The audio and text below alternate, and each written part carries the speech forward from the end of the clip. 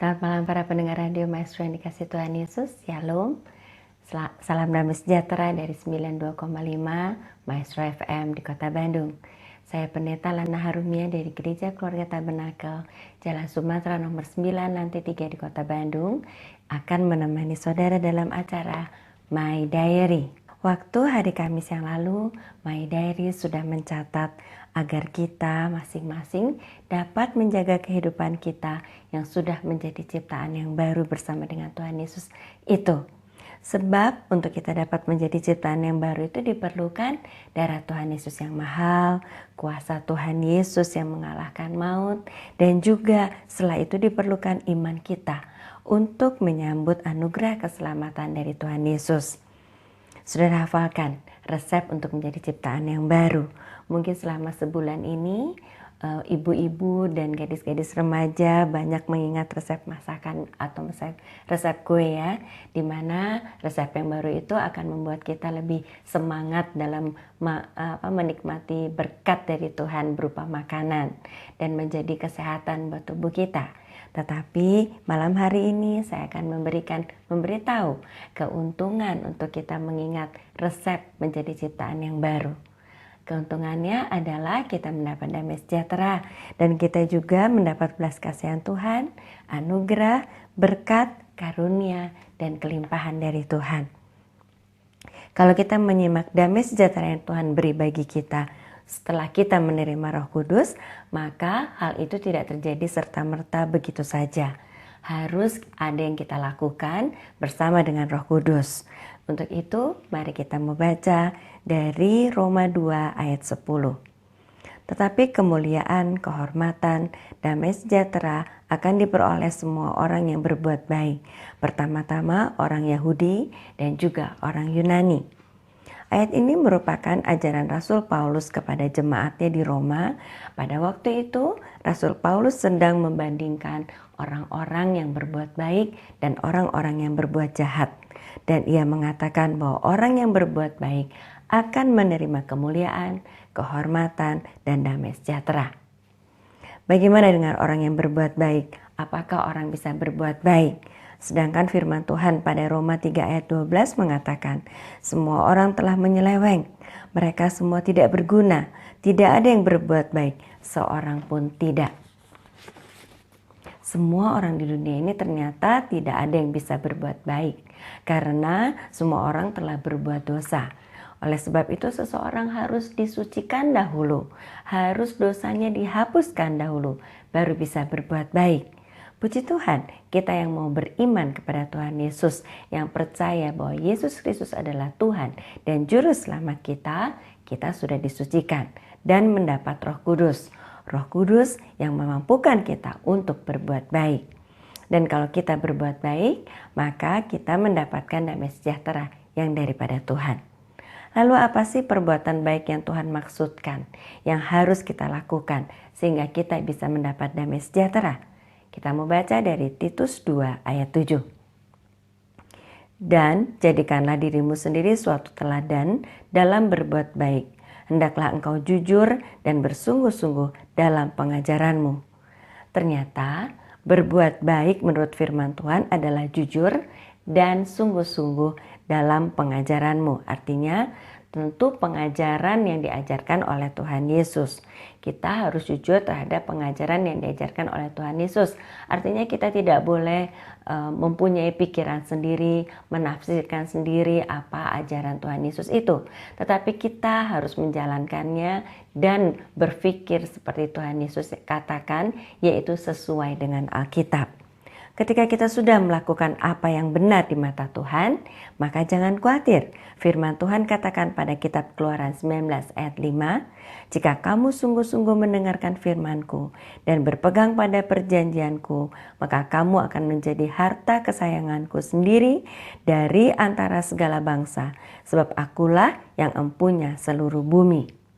Nah, pendengar Maestro yang terkasih, dikatakan jika kita sungguh-sungguh mendengarkan firman Tuhan dan menjalankannya, itu artinya kita sungguh-sungguh dalam pengajaran Tuhan Yesus, maka kita berbuat baik tentunya. Maka kita menjadi harta kesayangan Tuhan. di antara segala bangsa. Nah, kalau kita menjadi harta kesayangan Tuhan, bukankah kita akan dipelihara oleh Tuhan? Contoh, misalnya kita punya harta kesayangan kita di rumah, mungkin anak kita, atau bagi saudara yang belum menikah, mungkin anjing saudara yang menjadi harta kesayangan. Bagaimana saudara memeliharanya? Kalau saudara punya anjing kesayangan, pasti saudara beri makan. Saudara tidak biarkan anjing saudara sakit. Ketika sakit dibawa ke dokter, saudara memelihara. Atau sekarang harta kesayangan saudara adalah handphone. Karena handphone sekarang sedang kita butuhkan. Apalagi dalam kondisi di karantina seperti ini. Berarti handphone kita bawa kemana-mana. Artinya apa? Kalau apa yang menjadi harta kesayangan kita, akan kita pelihara dan kita jagai baik-baik. Itulah yang dilakukan oleh Tuhan terhadap kita.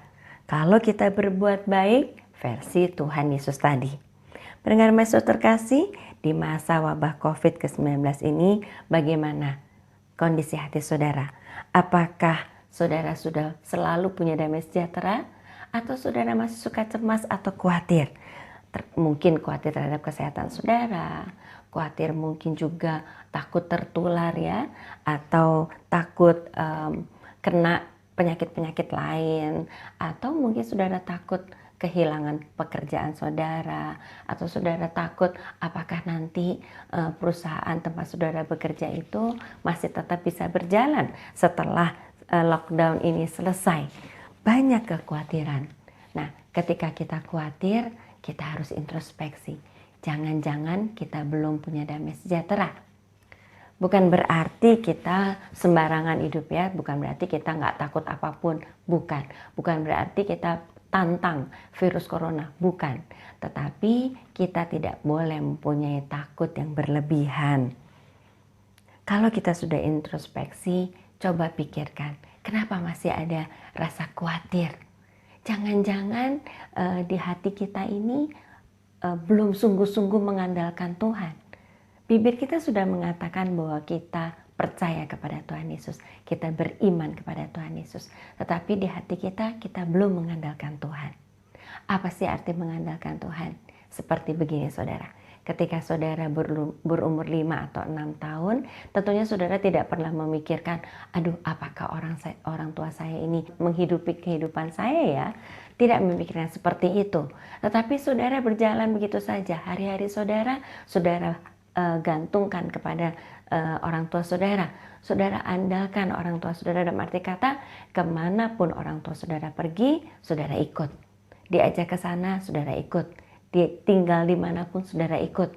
Dan sehari-hari saudara tidak memikirkan hal-hal yang mengkhawatirkan itu. Saya punya contoh. Suatu kali saya melihat keluarga pemulung. Nah, pada waktu itu orang tuanya memarkirkan gerobaknya yang kira-kira ukuran 1 meter kali 2 meter dengan tinggi 1,5 meter di dekat lapangan olahraga. Lalu sore hari itu ibunya membangunkan anak-anaknya, ternyata anak-anaknya itu tidur di dalam gerobak pemulungnya. Setelah anak-anak itu dibangunkan, saya melihat ada 2 anak, dibawa anaknya lalu dimandikan di toilet sarana olahraga itu.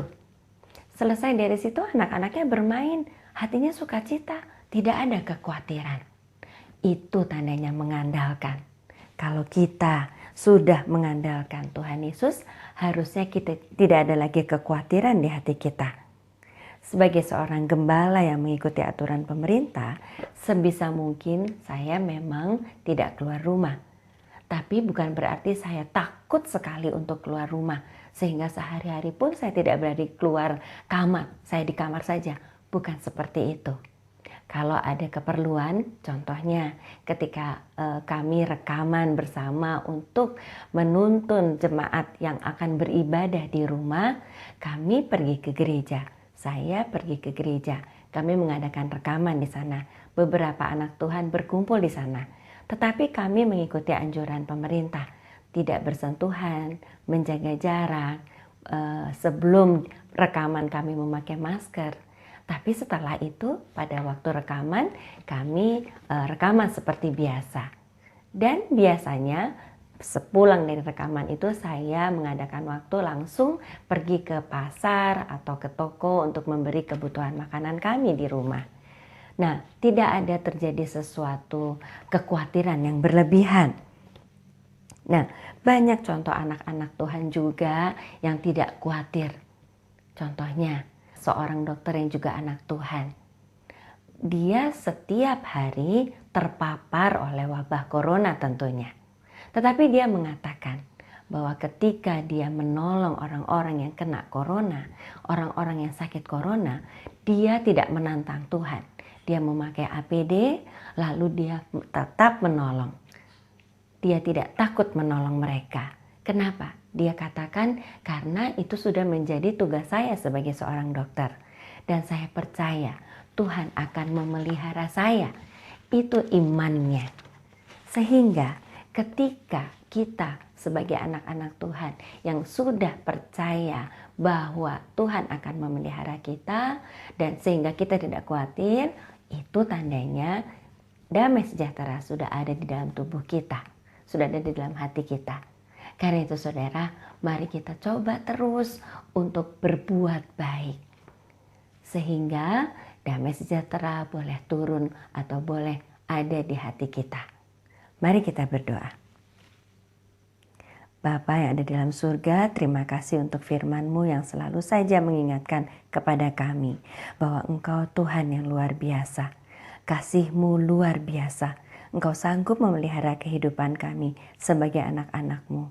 Roh Kudus, ajari kami untuk bisa berbuat baik dan kembali menjalankan firman-Mu dalam kehidupan kami.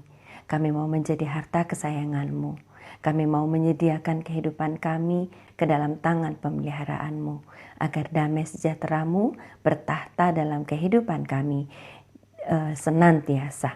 Di dalam nama Tuhan Yesus kami sudah berdoa. Amin. Pendengar Maestro kasih Tuhan Yesus, Kamis yang akan datang, My Diary akan tetap disiarkan.